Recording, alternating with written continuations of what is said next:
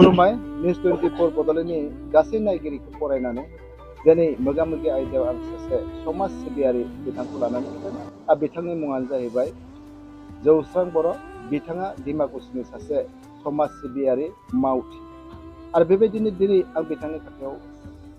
मोननैसो खोथाखौ सोंनो नागिरदों। जिहेतु बर' थुनलाइ आफादनि 74थि बोसोरसालियाव जथुम्माया बावैसोनि उनावनो जासिगोन। 9, 10, 11 आरो 12 खालाराव सानब्रैनि हाबाफारिजों बिथांमोना खुंदों उदालगुरि जिल्ला बर' थुनलाइ आफादनि बोसोरारि जथुम्माखौ लानानै। दा बे समावहाय बिथाङा सासे बर' थुनलाइ आफादनि जि बानजाय आफाद, बे बानजाय आफादनि गाहाय नेहाथारि। नोंथांनिसिम खुलुमबाय। बे समाव नुनो मोनदों नोंथांनि जिहेतु मावनाय हाबाफारि, बे मावनाय हाबाफारिनि गेजेरजों गोबां जिथु खामानि, बे खामानिफ्रा जाफुंगासिनो दङ बेखौ मिथिदों। बेनि गेजेरजोंबो मोनसे जारिमिनारि मोनसे सुजुना गालांदों नोंथाङा, मोनसे दोंसे थीम सं सुजुनानै। मा बुंगोन बे समाव? गिबियावनो आं नोंथांखौ साबायखर बावनांगोन, गोबां खामानिफ्रा आंनि गेजेरजों जादों होननायखाय। खिन्थु बेखौ रायजो राजा बिथांमोना बुंगोन। जिहेथु रायजो राजाफ्रा गोबां समाव गोबां खामानियाव फोथायनानै आंनो बिबान होयो हिसाबै आं बे बिबानखौ फालिलांदों। बेजों लोगोसे नोंथाङा जि खोथा सोंबाय, बे जों डिमाकुसि दैमुलुगुराव जानो गोनां 74थि बोसोरारि जथुम्मा बर' थुनलाइ आफादनि बे जथुम्माखौ फोसावनाय आरो रायजोनि गेजेराव लांनो थाखाय जोङो मोनसे दोंसे थीम सं अफिसियेलि जोङो बेखेवदों। आरो बे थीम संखौ आङो गावनो लिरनो मोननानै, सुजुनो मोननानै थारैनो गोजोननाय मोनदों। आচ্ছা, बे थीम सङा ओरैबायदि मोनसे भाइरेल जादों दायो, माने गोबाङानो गोबां महर होनानै बेखौ माने गावसोरनि चेनेलावहाय बेबायदि माने फोसावदों आरोखि। बे मोनसे मोजां मोनसे थासारियाव फैदों आरो। बे थीम संखौ जोङो गाव रिजार्भ खालामना लायाखै, जों गासैनोबो हगारना होदों जाहाथे बयबो फोसावनानै बे जथुम्मायाव लैहोर फैयो। मोनफ्रोमबो हाबाफारियावनो, जथुम्मानि हाबाफारियावनो जाहाथे बाहागो लाफैयो। जोङो बेखौ फोसावनोनो बे थीम संखौ जोङो सुजुदों। आरो बेनि थांखियाबो मोनसे दङ, बे माने थीम सं लिरनायनि। बेयो जोङो डिमाकुसिनि सोमोन्दै जाहाथे बयबो मिथिलायो, डिमाकुसिया बहा दोङो, बोरै दोङो, बेखौ लानानै आङो बे माने लिरिक्सखौ, मेथाइ सुजुनायखौ बे लाइनाव लांदों। जेरैबायदि जोङो डिमाकुसिया उदालगुरिनि माने सा सोनाब खनायाव, लोगोसे भुटाननि हिमालय हाजोनि नांजाबनायजों जोंहा बे मोनसे गिदिर हालामाव डिमाकुसि ओनसोला जादों। आरो डिमाकुसि मुङा जिहेथु डिमाकुसिनि सोरगिदिं जोङो दैमु निजोरा बोहैनाय नुयो। आरो बे दैमुनिफ्रायनो दैमा जालांनाय, दैसा जालांनाय जों नुनो मोनदों। बेखायनो बे दैमुजोंनो लाफानानै दैमुखौ दिमा खालामनानै खुसि माने मोनसे बान्दोल एरिया, बे बान्दोल एरियाखौ लानानै डिमाकुसिया मुङा जादों होननानै जों फोथायो। मानो होनब्ला जोंहा लिरनाय जारिमिन गैया जे बे डिमाकुसिया बोरै जाखो। खिन्थु माने जिहेथु फोरमान दङ, डिमाकुसि ओनसोलनि माने साखाथि सोरगिदिं दैमुनि फुंखाफोर दङ, दैनि फुंखाफोर दङ। बे फुंखाजोंनो माने सोनारनानै एबा लोब्बा लाखिनानै डिमाकुसिनि मुङा जादों। बेखौ जोङो मानसिनि गेजेराव इस्टाब्लिस खालामनो नागिरदों। आरो बेजों लोगोसे जोंनि साखाथियाव थानाय बे ओनसोला भुटाननि सानसे समाव भुटानिसफ्रा, भुटियाफ्रा फैनानै आलासि जाफैयोमोन। बेयाव फैनानै न'खर न'खर बिथांमोना माने फालौ गोरान, लिबि बिदि लाबोनानै मानसिफोरनो होफैनानै जोंनिफ्राय माइ माइरं बिदिनो लांलाय, माने मोनसे आदान प्रदाना जाबाय थायोमोन। खिन्थु बड'लेण्ड सोमावसारनायनि उनाव बियो थासारिया जों नुनो मोनला। अब्लाबो भुटानजों जोंजों जि सोमोन्दो दंलायो दाबो दङ। खिन्थु बेजों लोगोसे आखौ बेहाय माने डिमाकुसिया मोनसे साहा फालांगि मुलुगाव मोनसे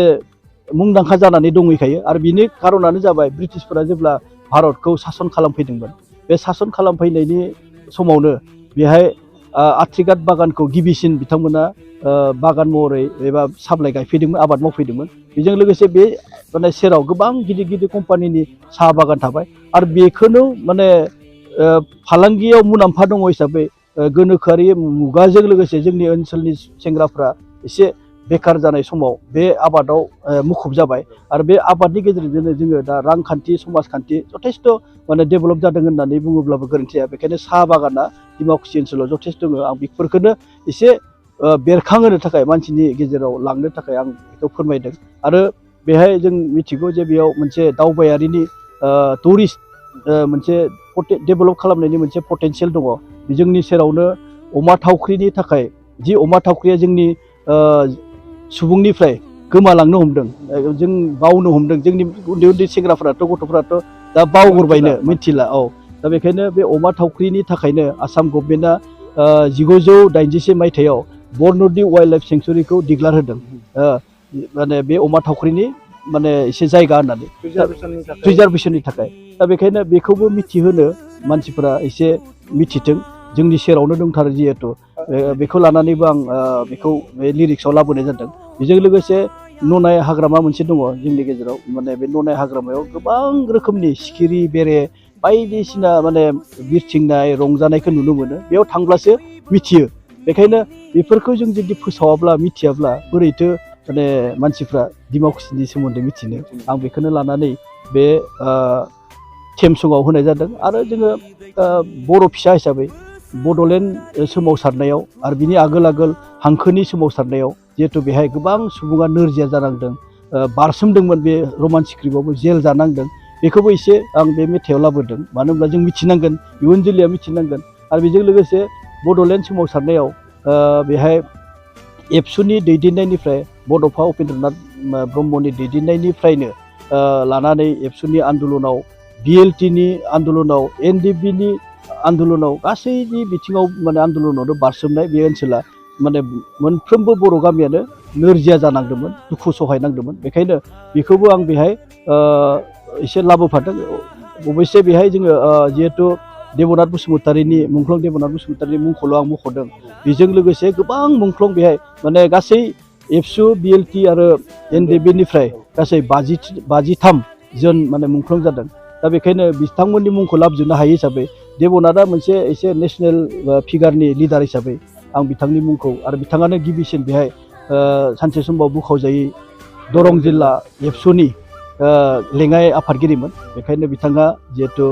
अबथिराय मुंख्लं जादों बेखायनो बिथांखौ बे मेथाइआव सोफानानै आं थेम संखौ माने बानायनाय जादों आरो नों जिहेतु मुंख्लंफोरनि मुंखौ देबनाथ बसुमतारीनि मुंखौ थिसनबायब्लाबो माखासे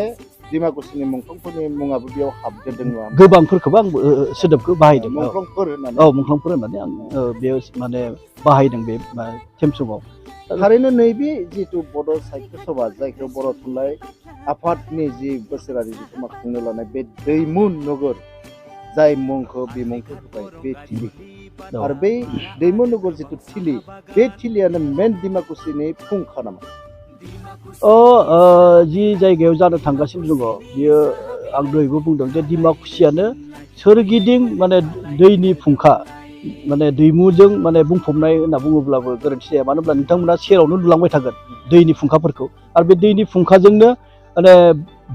दैसा महरै बोहैलांदों आरो बे दैसानिफ्रायनो जोंनि गोबां बर' गामिनि आबादारिफ्रा दै थिखांनानै दिनै संसार जाबोगासिनो दङ दा बेखायनो जोङो बानजाय आफादा सावरायनानै माने फोथारनि मुं होनांगौ होननानैलाय माने बे जुथुम्माखौ खुंनो थाखाय बेखायनो बे जुथुम्मानि माने फोथारखौ जोङो सावरायलायनायनि माने गेजेरजों जोङो दैमु नोगोरखौ होनाय जादों आरो बेयो ओंथि गोनां जिहेथु दै बेहाय एभेलेबल मोनफैगोन थान्दै बिथांमोना नुफैगोन आलासि बिथांमोना नुफैगोन आरो नोंथांमोनाथ' मिथिखायो बे दैनिनो जायगा बेखायनो जों बेखौ दैमु नोगोर हिसाबै बानजाय आफादा लानाय जादों थारैनो खोब मोनसे बाख्नायथाव होननानै बुंनांगोन जिहेतु बानजाय आफादनि बिथाङा गाहाय लोंथुमगिरि हिसाबै आरो समाज सिबियारि हिसाबैल' नङा बिथाङा सासे मेथाइ लिरगिरिबो बेल' नङा सिगांबो लिरबोदों बेबायदिनो सिगांबो बिथाङा मेथाइ सुजुबोदों आरो लिरनाय बायदिसिनाफ्राव बिथाङा आखाइ दङ आरो बेबायदिनो नैबे समाव जि बर' थुनलाइ आफादनि 64थि बोसोरसालियारि जथुम्मा बेनि टीम जिथु सं बिथाङा सुजुदों बिथां जौसं बर' समाज सिबियारि दा बे टीम संखौ नोंथाङा जिहेतु लिरबाय थिग बेयावनो लायारि हिसाबै बेयाव मेथाइ खनगिरि आरो सोर दङ बेखौ एसे बुंगोन नामा थेम संखौ लिरखांनायनि उनाव जिहेतु बेखौ मेथाइ महर होथारनांगोन नङा होमबा दा बेखायनो आङो फंबाय फुकन मेथाइ खनगिरि फुकन बर' बिथांखौ आङो हांख्रायनानै लाबोबाय आरो सावरायनायनि गेजेरजों जोङो बेखौ एसे गोबां माने मेथाइ खनगिरि बिथांमोनजों लाफानानै रोजाबनो थाखाय आं खावलायबाय आरो बे हिसाबै ओनसोलावनो जोंहा माने बिराद मोजां मोजां मेथाइ खनगिरिफोर दङ जेरै कपिल स्वर्गियारि सन्जिब बर' बिथांमोन नितामुनि बर' बिथांमोनखौ जुरि बर' आरो लोगोसे मनसुन बर' बिथांमोनखौ लाफानानै आं बे मेथाइखौ सुजुनो मेथाइ खननो थाखाय आङो बिथांमोनखौ बुंबाय आरो बे बिथोन बायदियैनो बिथांमोना खोब माने आंबो मोजां नांदों गावखौनो गोग्गानायबो मोनदों बे थेम समखौ लिरनो मोननानै मानो होनब्ला नोंथांमोननि खुगानिफ्रायबो आरो गुबुननिफ्रायबो आं खोनानो जे एसे माने फकास जादों मेथाइनि गेजेरजों ओनसोला फकास जादों बे बाथ्राखौ फोरमायदों आरो मोजां जानाय जायो अबसे रायजोफोरनि आखायावसो बियो रायजोफोरासो मिथिगोन बेखायनो थारैनो मोजां जादों होननानै बुंदों जोंबो जिहेतु बेयो सुर जिथु लिरनायजों जिथु सुर बे सुराबो खोब मोजां होदों आरो जायफोरा खनगिरि नङा होमबा दा बेयाव नोंथाङा सेटिसफाइड नंगौना नङा बिथांमोननि गाराङा आं 100% सेटिसफाइड 100% सेटिसफाइड जादों मानो होनब्ला बिथांमोनखौ जोङो थुलुंगा होनायजों लोगोसे ओनसोलनि सोमोन्दै गिबि मेथाइ रोजाबदों मोनसे जुथुमानि थेम सं लानानै बेखायनो बिथांमोना जेरैबायदि जोंनो नांगौ बिथांमोना बेबायदिनो होनो हादों दा बे समावहाय जिहेतु मेथाइखौ नोंथाङा सुजुबायबो मेथाइबो खनहोबाय एलबामबो दिहुनबाय बे मेथाइखौ नोंथाङा राजुहा हगारबाय होननानै नोंथाङा दिनै जोंनि चेनेलनि गेजेरजों बुंगोन नामा? औ बे मेथाइखौ खायफाया बुंदोंमोन बानजाय आफादनि रिजार्भ खालामनानै हगारनांगौ अब्लाबो जों सावरायबाय जे सावरायनायनि उनाव जे बेखौ जोङो रिजार्भ खालामालासिनो गासैनोबो जायफ्रा इन्टारेस्टेड माने हगारनो थाखाय गावबा गावनि चेनेल दानिया थायो नालाय गावबा गावनि चेनेलजों हगारनो थाखाय जोङो खावलायबाय आरो बिब्दिनो जों हगारना होनायखाय गोबां माने चेनेलानो गोबां मानसिखौनो आं नुनो मोनदों बिथांमोना गावबा गावनि माने बायदि फेसबुकनि गेजेरजों इउटुबनि गेजेरजों हगारदों बेखौ जों नुनो मोनदों बे समावहाय आं दङमोन डिमाकुसि उदालगुरि जिल्लानि सिङाव थानाय डिमाकुसि ओनसोलनि नैबे बर' थुनलाइ आफादनि 73 बोसोरसालियाव दिन्थिनानै नैबे दैमुन नगर फोथारावहाय आरो बे दैमुन नगर फोथारावहाय दान्दिसे जाय दैमुन नगरखौ लानानै बा बर' थुनलाइ आफादनि 73 बोसोरसालियाव बिथांखौ लानानै बिथाङा थीम सं सुजुदोंमोन आरो बे सुजुनायनि गेजेरजों बिथां एलबामबो दिहुनबाय बिथांनि खाथियाव फैनानै दान्दिसे बिथांजों मोगा-मोगि जाबाय दा बे समाव बिथाङा आंनो दान्दिसे सम होनायनि थाखाय बिथांनिसिम आंनि रोजा रोजा साबायखर थाबाय आरो बिथांसिम खुलुमबाय